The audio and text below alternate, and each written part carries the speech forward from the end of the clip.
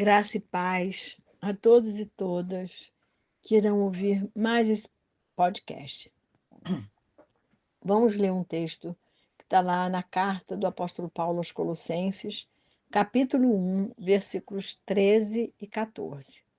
Diz assim a palavra de Deus: Ele nos libertou do poder das trevas e nos transportou para o reino do seu Filho amado, em quem temos a redenção, a remissão dos pecados. Em outra versão, é dito: nos transportou para o reino do Filho do seu amor. Como eu acho linda essa frase. Jesus nos transportou do império das trevas para o reino do Filho do seu amor. Então, nós já possuímos esse reino, já entramos nele, já fomos libertos do império das trevas, no momento em que a gente aceitou Jesus como nosso único e suficiente Senhor e Salvador. Nós fomos inseridos no reino e libertos do império das trevas. É maravilhoso isso demais. Saímos do reino das trevas para o reino da luz, que é o próprio Jesus. Já temos as condições espirituais de possuir a herança conquistada por Jesus na cruz. E, portanto, de sermos libertos do império das trevas e viver o reino do Filho, do amor de Deus, do amor do Pai. Já somos salvos do domínio das trevas, do domínio do pecado, do domínio do diabo, do domínio dos seus malditos demônios. Nós, por nossos próprios pés, não teríamos a menor condição de sair do império das trevas. Nós fomos libertos pelo sangue de Jesus e transportados por Deus para o império da luz. Aleluia. A vida cristã começa pela redenção, e tanto ela como a remissão dos pecados já foram providas por Jesus naquela cruz. Por isso ele diz: está consumado. Está lá em João 19:30. É um dos gritos de Jesus na cruz, o antepenúltimo. Está consumado, que significa dizer está pago. Eu já paguei por toda a humanidade o pecado que havia em toda a humanidade. Eu já paguei. Está consumado. Já fiz o que eu tinha que fazer. A minha missão eu já cumpri. Na Bíblia, a mensagem, Eugene Peterson faz uma tradução livre desse texto da seguinte forma, abre aspas: a maravilhosa verdade é que Deus nos resgatou dos becos sem saída e dos caminhos da escuridão. Ele nos pôs no reino do Filho que tanto ama, o Filho que nos tirou do poço em que havíamos caído e se livrou dos pecados que estávamos condenados a repetir. Fecha aspas. Deus está sempre libertando o ser humano criado por ele. Libertou o povo da escravidão do Egito, sob a antiga aliança, e depois nos liberta do poder do inferno e dos poderes do mal, e nos transporta para o reino eterno e inabalável.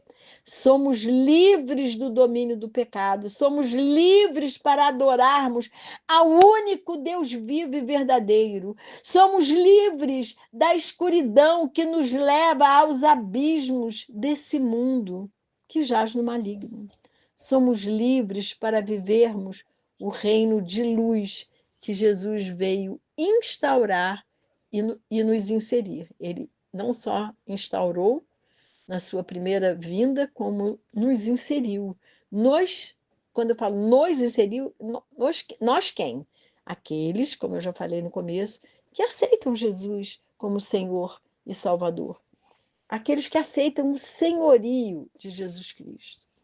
E lá em 1 Pedro, 2:9 diz assim: vocês, porém, são geração eleita, sacerdócio real, nação santa, povo de propriedade exclusiva de Deus, a fim de proclamar as virtudes daquele que os chamou das trevas para a sua maravilhosa luz.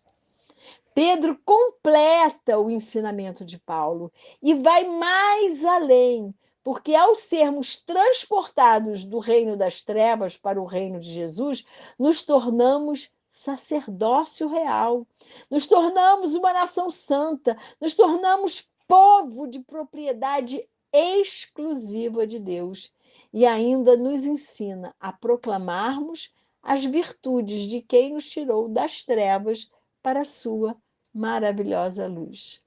Fomos escolhidos para o trabalho sacerdotal e para sermos um povo santo e separado por Deus e para Deus.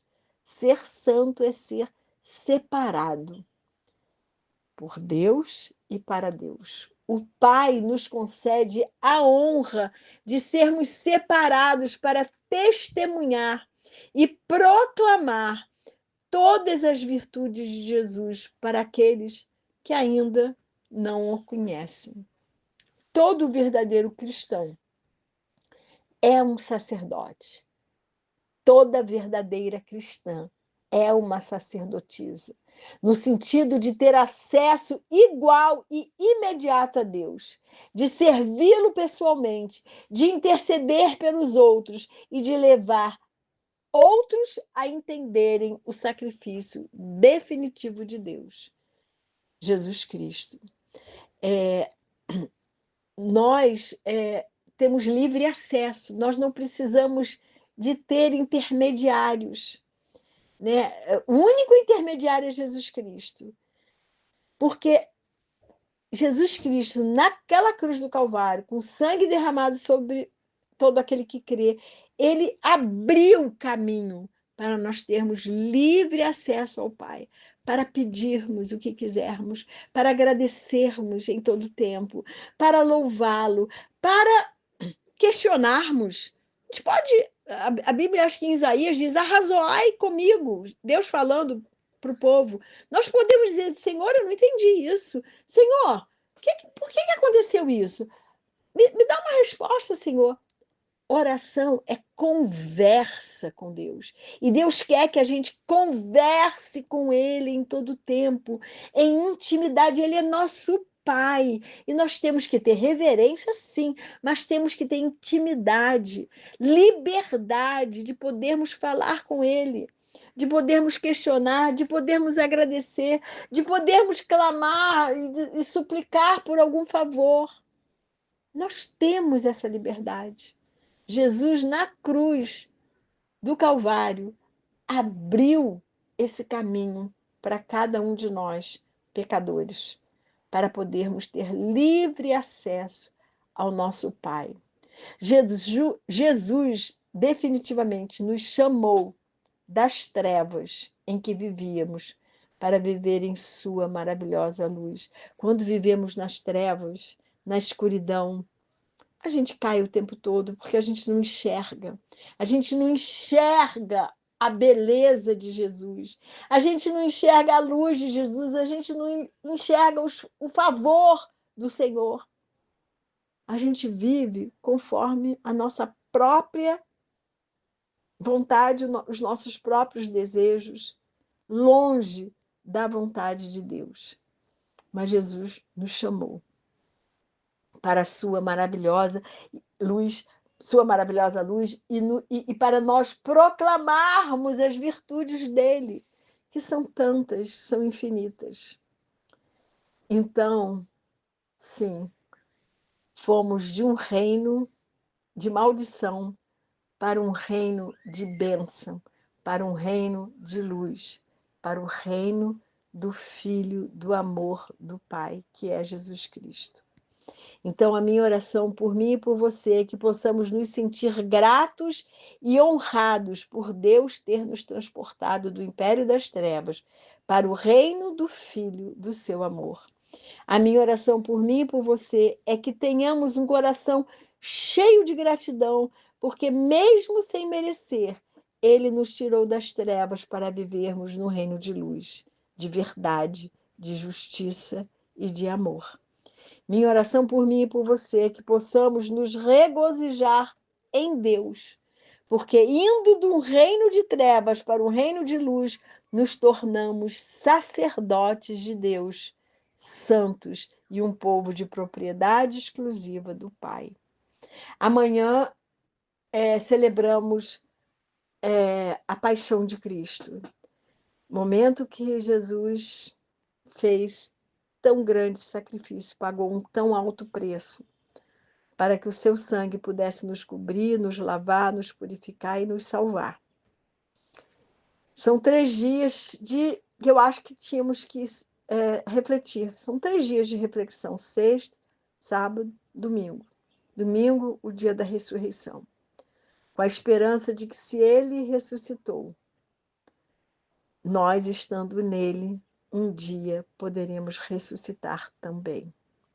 Que possamos, nesses 3 dias, nos dedicar a olhar para a cruz de Jesus e olharmos para a luz de Jesus, quando ele ressuscitou, nos dando a esperança da ressurreição.